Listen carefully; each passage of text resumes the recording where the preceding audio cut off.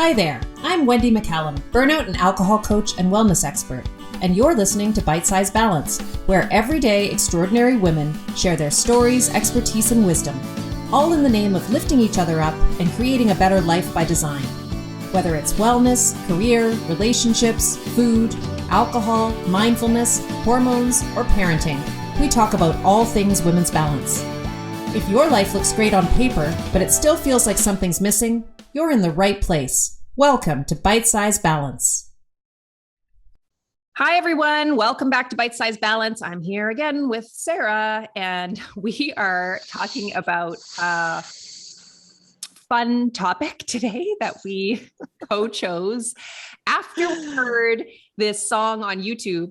And I don't even know how I'm going to explain how I stumbled across this. I feel like I actually Googled No More Fucks to Give. You know what, Sarah? I was looking for, I think, merchandise because I think what was happening, to be honest, now that I'm thinking back on it, is that I was thinking I would get you like a t-shirt or a hat or something. And that would be funny because we had been talking about how we had no more fucks left to give.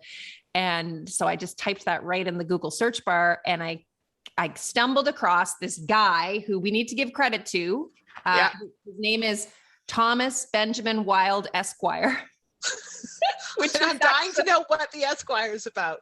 Well, I don't know. Maybe he's a lawyer. I think he's in England somewhere. Is that what Esquire means? Is that a lawyer? It's a common term that you would throw. I don't know. You must have to get it somehow. I don't know how you get that designation. Anyway, Thomas Benjamin Wild Esquire, which is very funny considering the song that he has on YouTube, which is called I've Got No More Fucks to Give, I believe. And there is a video of him. If you go Google him, there is a video of him singing this song. Sarah, you need to describe the setting in which he is singing this song on YouTube. It's like an old timey, it's kind of sepia overlay. It's like an old timey, you said haberdashery. I think that's just hats. So there was suits. Yeah. So suits all lined up, and he's dressed in kind of a, what's that, houndstooth kind of whole outfit, suit with a vest, and he had a hat. I think he has a hat on, and then there's people in this very small space with him who are observing him as if he's putting on a performance, sort of like a house performance or something. It's very weird. It's very strange for the topic. It is. And I don't think he's wearing a hat, but he's a ukulele. He has like an old school beard going on and a very like tidy suit, probably like he's very tidy. And then I think it's a banjo. It's a banjo, not a ukulele. It's a banjo he's playing. And we can't figure out why all these people are there cheering him on in this like suit store where he's giving this private concert. It's all very strange. It's like Moors, the suit people. But it's hilarious. And we encourage you to go Google I've Got No More Fucks to Give by Thomas Benjamin Wild Esquire, because his song was the inspiration for this podcast episode today. It's our new anthem. It is, we believe, the anthem of midlife women everywhere. Yes. And if there was a way for us to get rights to it, it would become the theme song of this podcast. So anyway, the song, which we can't play because we don't have the rights to it, but we can tell you what some of our favorite phrases from it are. And interestingly, this happens a lot for Sarah and I. We go away separately and prepare for things and then come back together, and we have like pretty much verbatim the same things written down. So that's what happened with this. Sarah said, let's go figure out what our favorite lines are from it. And I told her what mine were before the podcast started, and hers are exactly the same. So I think my all-time favorite line of the song is my fuck fuse has just blown. I feel like that's one that I could use on the regular, and I'm going to pull that right into my everyday vernacular. So my fuck fuse is just blown is one of my favorites. What was one of yours?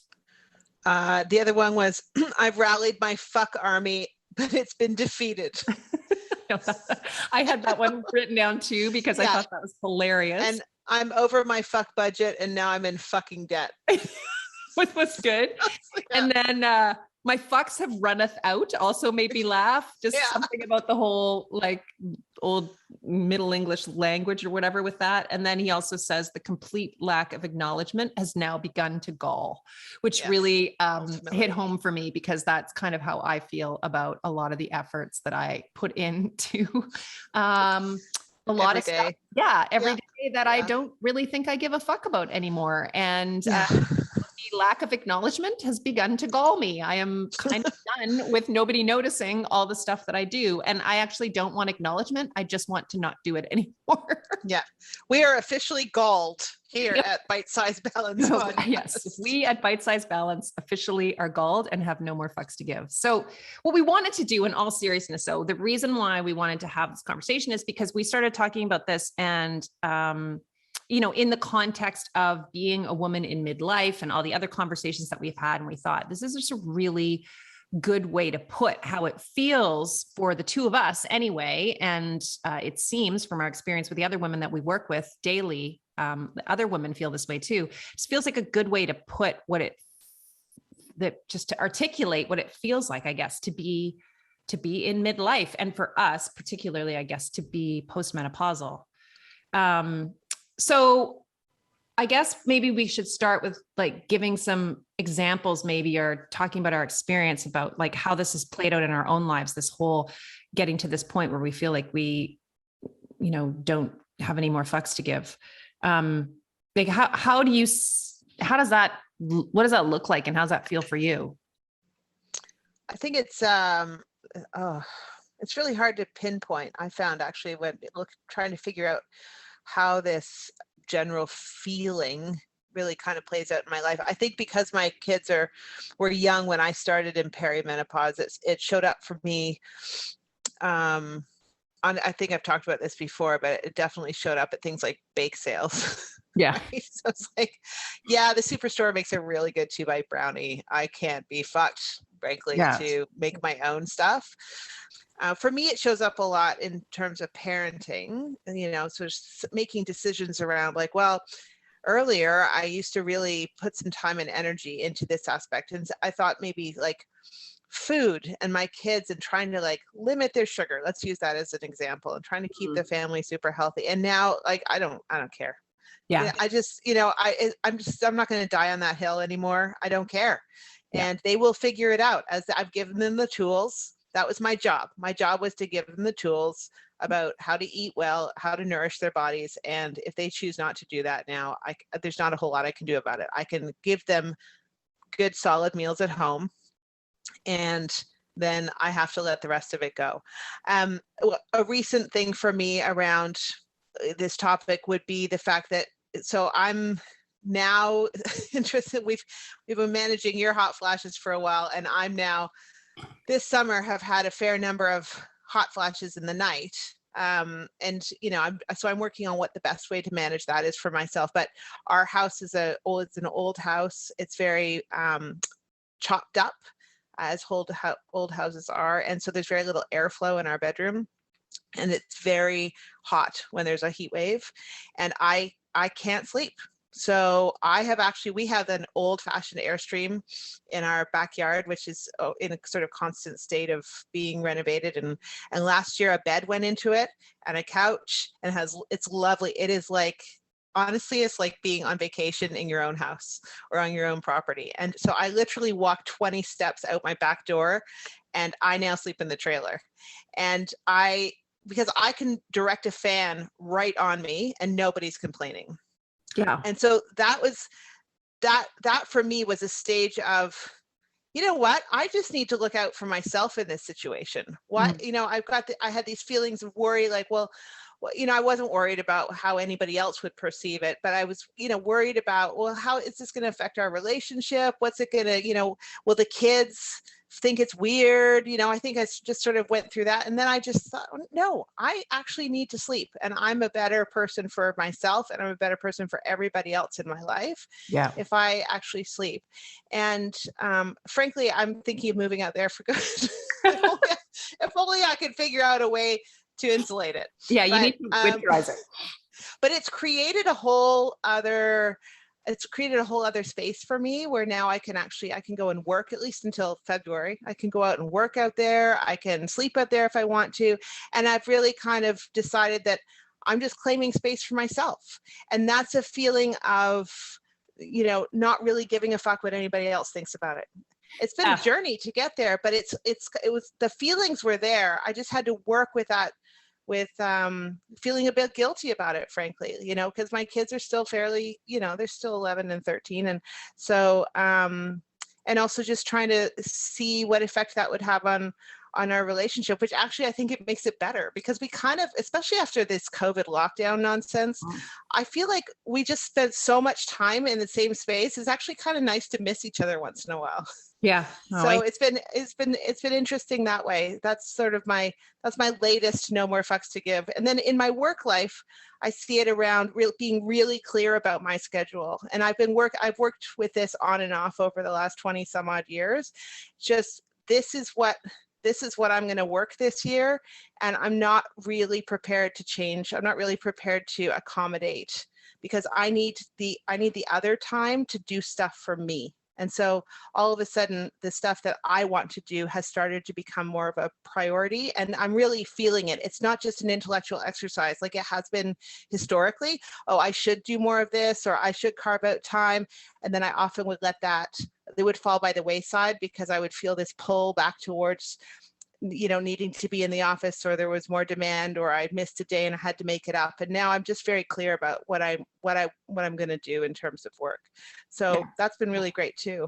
Yeah. And I think in order to get there, I had to have no more fucks. I had to let it go.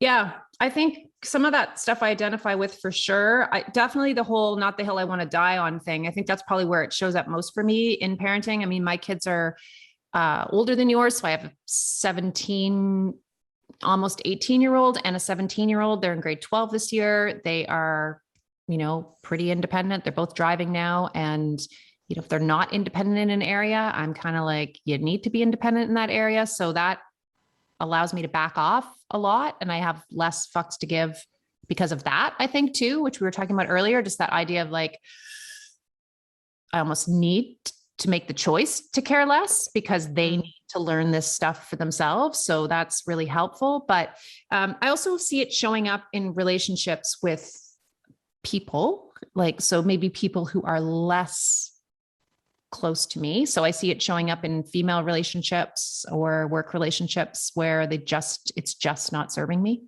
And if I look back on my, 30s and 40s, I would have put the work in still. I would have put the effort in just to try to preserve the relationship, just because I felt like I should give a fuck, to be honest. And maybe I did, but I feel like there are a number of areas, relationships where I can see now that has shifted, where I don't care as much. I'm just not willing to put the effort in if there's no effort being put in on the other side, or if it's not serving me anymore, because it just doesn't make sense to me to do that. So I'm getting some clarity in some of those relationships, I think. And the same thing around the work for sure. I'm doing what I want to do now at work. And for a long, long time, actually for the whole first half of my life, I did what I thought everybody else thought I should do. And I've talked about that before. I mean, definitely in terms of my early years when I went to school and going to doing the degrees that I did, and then going to law school, and then going to the law firm that I went to, and then staying there until I made partner. And all of that was really driven a lot by what I thought I should do and what I thought other people thought I should do. And then even when I started coaching, I was doing what I thought I should do, which was food and nutrition. And, and I thought I needed to do healthy weight loss because that was what women wanted. And it was hard for me to say no to that because everyone was coming to me asking me for that. And I was actually pretty good at it, but I really got nothing out of that. And so I think that's where it's showing up for me in work, is that over the last 5 years, I have slowly walked away from all the parts of my work that did not fulfill me. And now I only do what fulfills me. And if I try something and it doesn't fulfill me, then I ditch it. So we talked about the WTF program. I found that to be incredibly fulfilling. It really lit me up to have those conversations with women. I want to keep doing that. So that is something I'll absolutely keep doing. But then there are some things I've tried over the last couple of years and I've realized, okay, that's not quite it. That's not what I want. So I think that's how it shows up in work for me. I'm more discerning in what I do. And I think as a result of being more discerning, because I have less fucks to give, I'm very careful about where I place my fucks. Mm-hmm. I'm just very mindful and deliberate about where I choose to direct my energy now, especially in relation to work stuff. And then with my kids, it's just more of a, could I care less constant conversation in my head? Could I choose to care less about this thing? Could I choose to care less? And a lot of the times I'm finding myself caring less without having to have that conversation with myself, which is nice now. But I remember even like 5 years ago, having to like talk myself out of making a mountain out of a molehill and like letting something slide. And now it's just a lot easier for me to do that. So I think that's kind of how this is showing up for me. So we were talking earlier about why we think this is and why this is, because again, I don't think that it's you and I are alone in feeling this way in midlife. You see it in your practice and I see it in my practice. And we both work almost entirely really with women in midlife. So we're seeing this in other women. And we were talking about why we think this is such a common feeling for women in midlife. And obviously we can go back to that conversation that we have had a couple times about hormones and the shifting of hormones in perimenopause and into postmenopause, especially estrogen, I guess. So what do you think the connection is between estrogen levels and having no fucks left to give? I think it's multifactorial. I think that so when your estrogen levels drop, you're losing, as we've spoken about before, but for anybody who's listening brand new, we talk about the fact that estrogen is a nurturing hormone. It helps you to not eat your babies. It helps you to give your energy to others, and often at the sacrifice of yourself. And, that's kind of a biological evolutionary reason for it. It's, you have to be able to provide for the, I was going to call them the spawns. The devil spawn? The devil spawn that you've created. What are they called? The progeny that, the offspring? Just called offspring. That's the word I was looking for, not the spawn.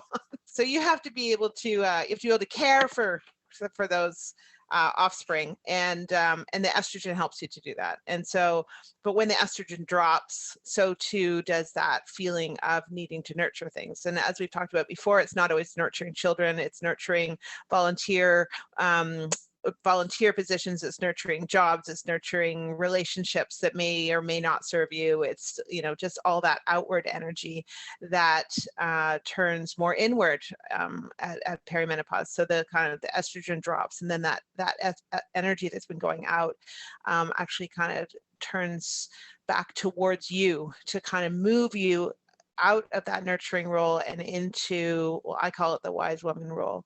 I also think, though, that we have so many women in midlife who are burnt out that it's a mashup of the hormones dropping and burnout, because in burnout, the body's going to start prioritizing the things that are going to keep you alive as opposed to the things that are going to drain your energy more. Right. And so, you're going to start automatically, if you are burnt out, you're going to not care or be able to care as much about the things that are not directly impacting your day-to-day survival. And so it's sort of a combination of those two things coming together.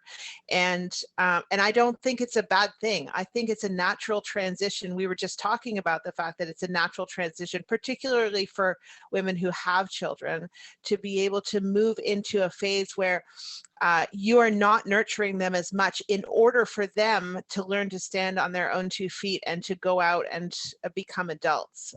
Because the more we interfere with that process as nurturers, as they get older and they're ready to go on, the less chance there are that they will be, healthy, emotionally independent adults.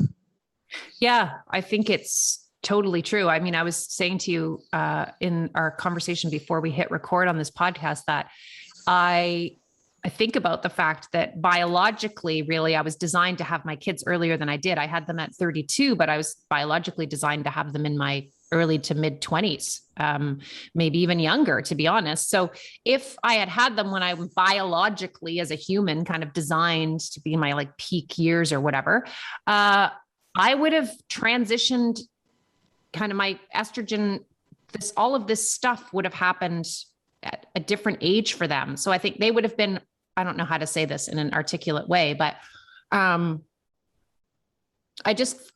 find it interesting that they would have left the home by now, I guess is what I want to say. Right. Right. They'd be gone. So, here they are still at home. And I don't think that I'm meant to be taking care of them anymore at this age. Right. And I think they also, as we were saying, like it really doesn't serve them for me to be giving a million fucks about everything anymore either, because they need to learn to take care of themselves. And I am very proud of my kids. They are very independent. I think they've learned a lot of this stuff, but goodness knows I have fallen into the traps that so many, I think, modern parents have fallen into, of kind of overdoing it and over helping them and, wanting to be there and help them solve problems. And, one of the things you and I were chatting about earlier is the fact that when we went to university, so my kids will be in grade 12 this year, and then they're off to university. And you and I are the same. When I went to university, I was 17 when I left, 18 when I started. And we were talking about how we would call home once a week from the payphone with the calling card or whatever, or the change that we collected over the course of the week. And I could only really afford collect calls. Yeah. Or collect calls. And I would only talk to my parents for, maybe 5 minutes, because there'd be a lineup at the payphone of people also needing to call their parents to, kind of do the obligatory once a week phone call. And I was not talking to them during the week. I mean, email was sort of functioning, but nobody was using it in a big way. I was just doing my own thing. I was completely independent. And that is not the way it is for most kids going off to university anymore. There's just this direct line of communication that's available through texting and, free phone calls and FaceTime and all the rest of it. So it's just interesting to reflect on it. Like it probably was a whole lot easier for my mom to give less fucks when I left for university than it is for us now, because you have to kind of disengage purposefully. Because you're so tangled up in all of the connection that I think maybe naturally isn't for their best benefit, if that makes sense. Yeah. Well, I mean, one of the things that I notice a lot are women who have adult children at home. Mm-hmm. 19, 20, 21, 24, 25, or they've come home with a girlfriend or a boyfriend and that, they're living in the basement, partially because rents are high, partially because they want to save for a house, for whatever reasons they're home. And sometimes it's multiple children at home too. And it's much more difficult for these women to disengage because, as we all know, I can say that having just spent 4 days with both of my adult siblings and my parents at a cottage, I can tell you that it takes a real effort to not be 12 in that situation as a 52-year-old woman. And so imagine having your children living at home as adults, still behaving somewhat like children, because the expectation is there that food will be on the table, groceries will be done, laundry, maybe the cleaning of the extra bathroom, all of that stuff. And so if women are not putting down very clear boundaries around the fact that they essentially have tenants in their house, then this process of disengaging can go on and on and on. And the feeling of I have no more fucks to give gets stronger and stronger, but it's now tainted with a lot of guilt, because the kids are still present and you're still behaving, everyone's still behaving in that dynamic from when they were much younger, and they still really did need that kind of support. Right. And this is a real challenge, I find, for women who are burnt out, menopausal, perimenopausal, and they still have adult children at home and trying to set those boundaries. Yeah. And so that's definitely one of the things that we talk about over and over again, is how to create that for the whole family, because it's not just for the woman, it's also for the children, who, if they're still at home and their mom's still doing their laundry at 24, then when are they going to learn this skill? Yeah, absolutely. Like we said, how are they going to ever have roommates if they don't know how to take care of their own stuff? Like, how are they ever going to be successful in cohabitation with anyone else if they haven't learned how to do it independently? I totally hear you on all of that. And I can see how that would be just a recipe for continued burnout for women. And then also, as you said, this growing guilt and probably resentment towards kids and other people in the house who may or may not be doing the same thing, giving as many fucks. So I can see how that could become very, very challenging. And, the other piece of this that I really wanted to talk about today is something that I'm like super focused on now as a parent of two quite older teens, right? I really want my kids to see, both of them, both the boy and the girl. I want them to see, I want to role model for them the type of adult that I want them to be when they are with someone else and maybe have children of their own.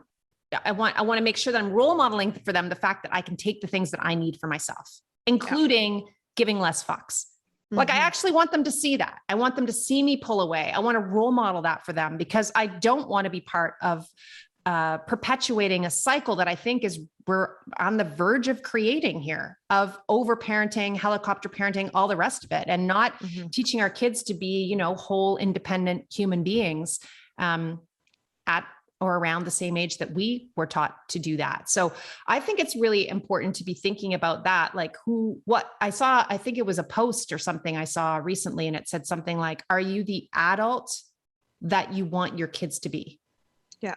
And I was like, oh, that's an interesting way to look at it. Like, and it's a great way to kind of check yourself when you're making decisions, I think, around parenting. Like, am I actually mirroring the behavior or exemplifying the behavior that I want my kids to have when they are in the same situation that I'm in?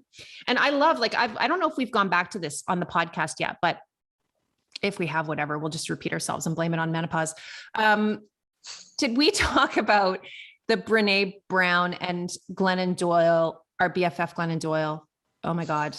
Sarah and I are constantly looking for things we have in common with Glennon so that we can invite her into the coven, get her into our coven and on this podcast. But one of the stories that I really love from Untamed that Glennon Doyle tells, I'm not going to tell it right, but it's basically the story of her trying to make the decision as to whether she's going to leave her marriage for Abby, the woman that she'd fallen in love with. And she had gone around and around on it. And she knew how hard it was going to be on her kids and the rest of her family to, go through the divorce, obviously, but also she thought it was going to be difficult for them to come to terms with the fact that she was in love with a woman, and it was really complicated. And she went back and forth between leaving and staying. And she finally had made the decision that she was going to stay because she thought that would be best for her kids. And she was sort of coming to terms with that. And she tells a story so beautifully in the book, and I'm not, again, going to do it justice, but basically she has this moment where she kind of has this epiphany, and she realizes that she's just breaking down in grief about the fact that she is going to make this decision to stay in a marriage she doesn't want to be in for the sake of her children. She says to herself, wait a second, what if what my kids need is not for me to save them, but to watch me save myself? Mm-hmm. And goosebumps, truth bumps. Right? Like, don't you get the goosebumps from that? Like, for me, I read that and I thought, this is the point of motherhood, and we are missing it a lot of the time. But our kids need to see us take care of ourselves, because if we show them what it means to take care of yourself and like truly take care of yourself, like what that looks like. And sometimes that means making really hard decisions, and sometimes it means hurting other people. But if we show them what that really looks like and we model that for them, that opens up that possibility for them as they get older to mirror that behavior. And then when this really hit home for me was when she was talking to Brene Brown, I think on Brene Brown's podcast, when Glennon tells the story about her son coming out to her and Abby, so coming and sitting down at the table and letting them know that he was gay. And she was reflecting on the fact that she felt like she may have made that more possible for him or easier for him by making the decision that she made to leave an unhappy, loveless marriage and be with the woman that she loved, right? Of course. And then Brene says, I have a similar story, different but similar, of, coming home from a book tour, being completely exhausted and totally overwhelmed with just having been with people for weeks and weeks. And I think her son had a swim tournament or something, and she was supposed to go to the swim meet and was kind of back and forth. Do I want to go? Do I not want to go? Finally, she makes the hard decision. She says to her son, you know what? I don't think I can go. I'm so exhausted. I just need a night by myself. I'm so sorry. And her son says, no problem, and goes off to the swim thing. And then the next day they're doing something as a family, and she goes to see if her son is ready to go. And he says to her something like, Mom, I don't think I'm going to go. And she's like, oh, are you okay? Are you not feeling well? And he says, no, I'm fine. I just feel like I need some time to myself. And I didn't actually know that I was allowed to ask for that until you did yesterday. And that has always stuck with me too. Just the same idea, right? Like we need to show them that it's okay to put themselves first and to take care of themselves. And if we are constantly doing everything for them, putting ourselves second, giving all the fucks about everything, then we are not role modeling that for them. They're not seeing that. They need to see us say, and I think it's totally okay to say, and listen, I am so far away from a perfect parent, so I don't want to be sounding like I somehow have all the answers, because I don't. But this is one area I've reflected on a lot. Because if you look back at my history, what it looks like is, like I said at the beginning of this podcast, like I just do everything that everybody thinks I should do. And I don't want my kids to have that message about me. I want them to know that it's okay to take what you actually want and need in life. And so I talk about that with them. I tell them that I was very unhappy in that previous career, and I didn't stay in it for the right reasons. And I wasn't very good at actually articulating what I needed and then asking for it and taking it, but that's what I'm doing now. And I talk to them even about the shift in my coaching focus and the things that I'm doing now, right? I think it's really important for us to do that with our kids. And it is connected to me. It connects back to this whole choosing to give less fucks thing. I don't think it's such a bad thing. Yeah. I just actually had that exact same experience with my eldest when we went to the cottage with the two besties this summer. And she was feeling anxious because COVID has made, having been in, lockdown, it's made her just more socially anxious, even with her best friends. Sometimes what she's recognizing is that she's more of an introvert than she thought she was. And I've known this her whole life. She burned herself out with extroversion and then would crash as a child.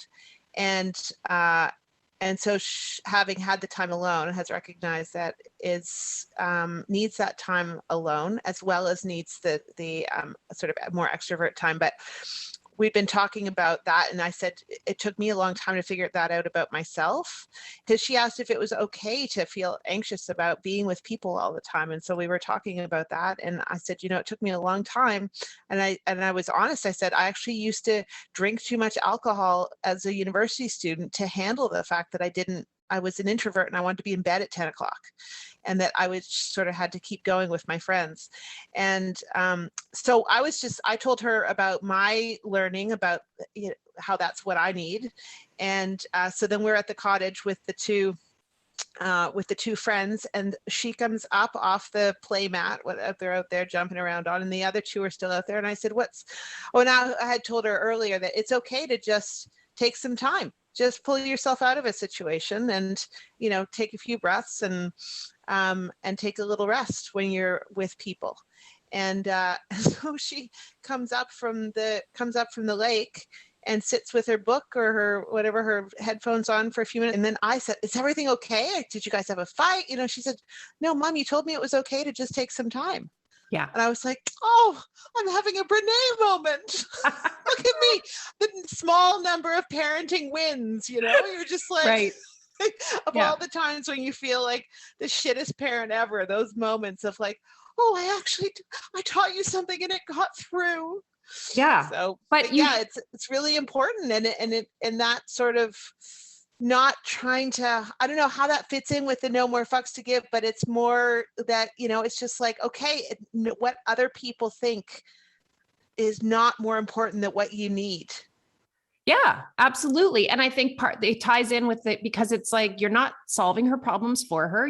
You're not down there trying to negotiate her issues with her friends. You're kind of backing off a little bit, but you're giving her permission by taking care of yourself and by role modeling to her that you are purposefully choosing to give less fucks and direct not. And we're going to talk about this next, because it's neither one of us believes it's really about giving less fucks or having less fucks to give. It's more about where you choose to put your fucks and how you prioritize, right? So you're showing her that you are putting your energy, directing your energy towards yourself, and it's okay for her to do the same thing. And so I think it does all tie in with everything that we're talking about here.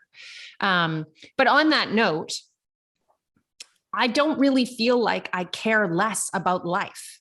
That's not the feeling I have. Like this whole, it's not hostile. No, it's not hostile at all. It's like, I probably care more about stuff now. I feel more connected to life and to people than I think I have through my whole lifetime. Part of that, is probably for me due to the fact that I don't drink anymore. I'm just way more present in everything that I'm in, including my parenting and my friendships and my marriage and all of that stuff as a result of not being distracted by alcohol. But I think a large part of it is the combination of aging and then this hormonal shift that we're talking about. And I still care a lot about a lot of stuff. But I do not care a lot about a lot of stuff I used to care a lot about, I guess. So I'm just like, I'm shifting my priorities in midlife, where the things that used to matter to me a lot don't matter to me anymore, really very much, if at all. Like I really don't care nearly as much as I used to about what people think about me. And that's a universal one, I think. Like I hear that a lot from the women that I work with in midlife. Like just don't care as much. I do not give as many fucks about what other people think about me or what I'm doing. And I don't know. Do you feel that way? Oh yeah, very much so. Yeah. It's been an evolution to the point where I feel like it's interesting because it has to do with so many aspects of your life. Like I'm in the second half of my life right now, and I don't want to waste any energy on worrying about that stuff. But I also have come to that wisdom through the process of worrying about that stuff, and also worrying about that stuff and recognizing that it actually doesn't matter to the outcome of the situation. Right. And so, that's where that wisdom comes in. And we were trying to figure out, like, what exactly does the wisdom come with menopause, or does the wisdom come with the hormone change, or does wisdom come with the life experience? I don't know what it comes with, but suddenly there's just this feeling like I actually don't have the time for this. Yeah. When time felt limitless. Yeah. It was different. And now it's not that I'm thinking, oh my God, I only have 40 years left to live, or whatever it is. Yeah. It's just an awareness of, well, that seems silly. I don't want to put any of my energy into that situation. Yeah. No, I feel the same way. I feel like for me, I am aware, as everyone knows. I think I just turned 50. So that was a big milestone for me. Definitely had me thinking about where I was in the path of my life and how many years of living I have left. But for me, it's more of a recognition of the fact that this is the time to capitalize on the time that I do have, because I don't know where I'll be in 15 years in terms of my health and fitness. But I do know that right now I am, knock on wood, in pretty great shape. I have lots of energy. I am pretty happy and fulfilled. And I don't, at this moment in time, have a ton of really horrible, hard stuff happening. I know it's going to come again, but right now I feel like I'm in a bit of a lull with all of it. We've had, some rough years I did in my 40s with my dad and his health and other stuff, but I feel like I'm out of that now. I'm in what I would call like the ordinary days, but I also know that they won't last for forever. And I'm just not up for wasting the time that I do have on shit that I don't really give a fuck about. That's really what it's come down to. I'm like, do I care? And so I think, like, one of the things we wanted to talk about in this episode is like what to do with this if you're feeling this, because I know there are going to be women, hopefully most of the women listening to this podcast, this is going to resonate with them. They're going to say, yeah, no, I hear you. I have been feeling that way lately. And I also know that there are going to be many of them who don't feel good about it because they don't know what to do with it, because it can be very disconcerting. Mm-hmm. Right. Certainly in the beginning for me, it was very weird. I was like, what's going on? Do I not love my children anymore? Like what's happening here? And you and I had that a funny conversation about hormones and estrogen and how right before your period one time, you just were like, I'm leaving them. I'm just going to pack up and leave them all. Right. But then that comes with these feelings, these conflicted feelings of like, what the fuck? I'm supposed to love these people and want to take care of them. Why do I not want to do that at the same time? And so I think that can be really confusing for women. And I also can see how that could lead to some guilty feelings, which we just talked about. Well, we're also taught that one of the worst things as a woman that you can be is selfish. Right. And those feelings, I don't know that there's a man on the planet, frankly, that's ever been taught that it's not okay to be selfish, or that it's I've got too many negatives happening in there. No, I think what I'm trying to say. I think you're still right. I mean, maybe like Gandhi. Yeah. It's a broad generalization, of course. I just think that I'm big on this.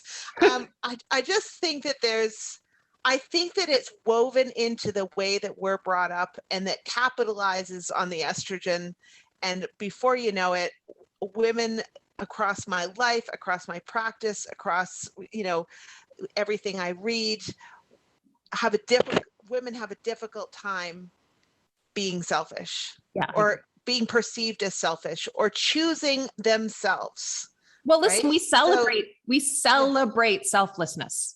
Yes. We celebrate it as a characteristic. I think there was just actually I feel like our BFF Glennon did a podcast where she talked about this recently, but that is like the highest compliment of a woman is, oh, she's just so selfless and she's just takes care of everyone. And she's out there doing all of these things. And we celebrate it as though it's a virtue, but it is the thing that will take us down faster than totally anything else. Right. Totally. And just mire you in guilt and shame. Yeah. Right. Yeah. If you are feeling that you are not being selfless enough, or if you are having feelings that feel selfish, but are actually a natural transition to self-care. Right. And again, I come back to that really simple test. Like, what do I want for my daughter? So how do I want her to be? Do I want her to be selfless in the rest of her life and give everything to everybody else? No, that is the last thing I want for her. I do not want that. And what do I want for my son when he is if he's in a relationship with a woman?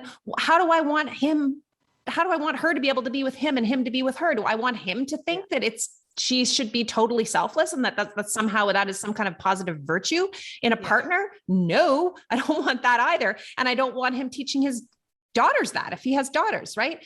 One of the things that you said is that this can show up in a bunch of different ways for us and with a bunch of different emotions. So talk through that.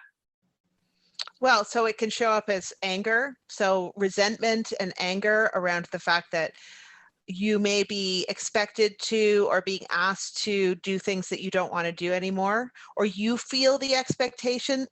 They might not be, the people in your world might not actually be expecting it from you, but because you've done it for so long, you feel the expectation to behave that way. And if you're starting to feel resentment or even sort of fatigue around the idea of it, sometimes I think is enough to tell you that this is not working for you anymore, that there's been a shift where it might, this goes back to my examples where I had one woman once like open her first visit with something to the effect of, if I have to pick up my husband's laundry one more day, I'm going to divorce him. But she didn't understand that was actually a natural, normal place for her to be in her life, was to feel that she didn't want to do that anymore. She didn't want to be part of that caretaking. So it can show up as anger, frustration. It can show up as depression. It can show up as simply, I don't want to engage with this life that I created out there. I don't want to do that anymore. It's because if you're feeling depressed around it, then perhaps you don't feel that you have any power in it because you don't understand it. Or maybe the things that you were always doing all the way along that we're actually bringing you some joy, just don't bring you any joy anymore. And again, that could be connected to the fact that your hormones are shifting and you're not being biologically driven to take care of other people anymore. So it can feel like sadness or depression.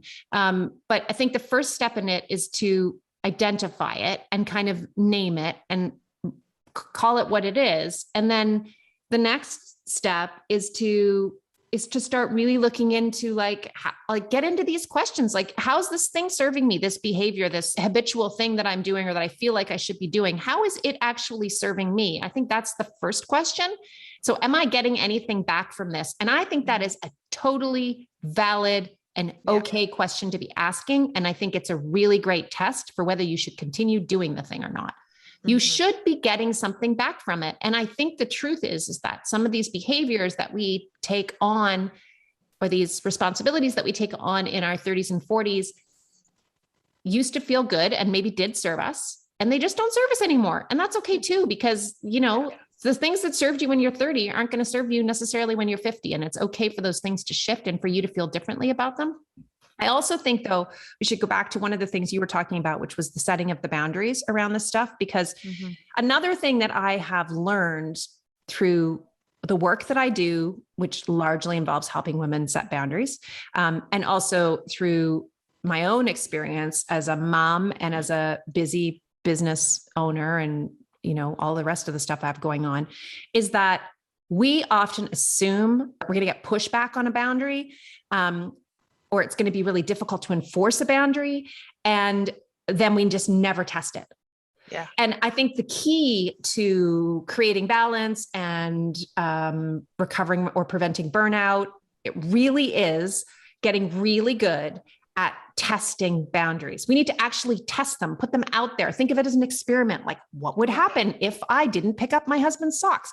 What would happen if I chose to care less about this thing? What would happen if I just stopped saying yes to this type of activity that no longer serves me? What would happen if I took my coaching practice and shifted it away from weight loss and into what I'm really passionate about, which is burnout prevention and midlife and women and alcohol and, gray area drinking? Like, what would happen if I did that? Test those boundaries. I can't tell you how many women have come to me and said, I'm exhausted because I feel like I'm on call 24/7 for my job. I'm like, okay, tell me about that. Talk me through that. And they're like, well, I work from 9 to 5:30 or 6 or whatever. And then constantly getting emails. They're coming in all weekend. They just won't leave me alone. And so I feel like I'm always connected to the office. I'm like, okay, well, what would happen if you just stopped answering emails after 6 p.m.? Oh my God, I can't do that. I cannot do that. I'll be fired, or my clients will, stop calling me if I do that. And then I'll ask them, have you actually tested that? Have you gone out and tested it? No, I haven't. Why not? Usually it's fear. That's the reason why we don't do a lot of stuff. And so we figure out a safe way to test it. And usually the first step is to go talk to the person who you think is going to be disappointed by the boundary that you're setting, and go have a candid conversation with them. And it might be your boss. It might be your clients. It might be your kids. It might be your husband. It might be your, best friend, but go and talk to them and say, look, this is how I'm feeling. I'm feeling totally overwhelmed and burnt out. I feel like I'm constantly on demand. How would you feel? Would it be okay if I had a boundary on when I had checked my phone last at night and I turned my phone off at a certain time at night and didn't check it again until a certain time the next morning? I have never had a client come back and say that the boss or client said no to that. Ever. Yeah. The boss or client is always like, oh my God, yes, I need to do that too, usually. Or of course, we don't want you to get burnt out. That's the last thing we want, because we want to keep working with you for as long as we can, because you're amazing at what you do. And I think the same thing happens when we test boundaries and experiment with boundaries with people that we love. So we go to our kids, for example, and we say, do you know what? I kind of enjoyed I actually had this conversation with my kids this summer. It's like, I kind of enjoyed making food for you guys for 15 years, but I think I'm done with it. Because that's kind of where I've gotten to. And, I've like published a couple cookbooks, and I really do love cooking, but I've kind of burnt out from cooking. I'm just done. And the other piece of it that you will experience in a few years is that no one ever shows up for meals. So I make the meals, and then there's no one there. I mean, this just happened last night. I made it dinner. It wasn't very fancy, but I made it, and I was the only one who ate it. And then someone ate it at like 10 p.m. when it was cold. So, But my point is that having the conversation with the kids and saying to them, like, this is where I'm at. Like, I did this for 15 years. I think I did a pretty great job at it, but A, I'm tired of it. B, you never show up. And C, you need to learn how to do this for yourself. Mm-hmm. So how about you start cooking now? So my son is now agreed that he wants to really learn how to cook this year. I mean, he's pretty good, I think, for a 17-year-old guy. He's got some pretty decent kitchen skills, but he is not great. And he's decided he wants to learn how to cook vegetarian, which totally blew my mind. But I was like, okay, so that's going to happen this year. But if I hadn't asked for what I needed in that moment, they would have just kept taking. Yeah. But when I did ask for it, I was pleasantly surprised by the response, which was kind of like, well, yeah, duh. Of course you're exhausted. You've been doing this every night now for 15, 17 years, whatever it is. Yeah. We get that, Mom, you know? So you got to test. I think there's some fear of rejection is really a lot of the fear underneath there. It's like we associate our nurturing behaviors with love and our worth and value and getting love in return. Right. Getting, some sort of what was the word he used? I was going to say it's not acknowledgement, just getting acknowledgement. Yeah. When was the last time you had acknowledgement for a meal that you made? Like occasionally, but my husband usually has to be the one to start it off. And then the kids go, oh yeah, nice supper, Mom. Yeah, exactly. But, it's sort of looking for all of that. And it's really just time to find it in ourselves. Yeah. It's really just time. But I mean, these are big hurdles for a lot of people is get over that feeling of fear. Yeah. But how will you know that boundary? But you won't know exactly unless you try. You have to try it. And then I guarantee you there's going to be some pleasant surprise in this process for you. There might be some things that don't go quite perfectly. You might get some resistance to some of these changes, but I think you're going to be surprised at the number of times that you do this and the response is actually really positive. And what you're going to learn is what I have learned in the last couple of years, which is that I am not loved because of the things I do. Right. I am loved because of the person that I am, the person that I show up as. Right. And that ties back to what I was saying before about being the adult that I want my kids to be. And part of, I think, what they love about me is the fact that I take what I need, and I didn't always do that. And I'm not perfect at it, but I'm way better at that than I was 10 years ago. And they love me for who I am. And that is part of who I am now. Yeah. And you can start small. These are things like at the bottom, and our last note here is, what are the things that you give a fuck about, and how can you make that list and then look at your life and try and figure out what little boundaries you can start setting in order to create space in your life so you can start achieving those things. Right. So we were talking about tennis lessons, and I'm, thinking, okay, so I would really like to take an hour tennis lesson twice a week. And how am I going to do that? Well, I'm frankly just going to leave the house. This is it. I'm just going to create. I don't give a fuck anymore whether the kids need me from 6 to 7 on a Monday night. I know that doesn't conflict with any driving or any activities or anything that does need an adult in a car. And so I'm just going to leave the house. It doesn't matter. I don't care if supper's made. I don't care, whatever. 6 o'clock comes, I'm going to my lesson. And so that's where it turns into setting a clear boundary around what time I need and creating space for myself so that I can do the things that I actually give a fuck about. Because, like you're saying, I'm starting to move into that phase of I don't give a fuck so much about whether everybody is fed the same thing at the same time, because even though my kids are younger than yours, sometimes they're not there either. Yeah. So all the effort that went into a menu plan and a nice dinner and whatever, just go, it's leftovers the next day, which is great. But it also means that it makes me rethink what I need to be putting my energy into.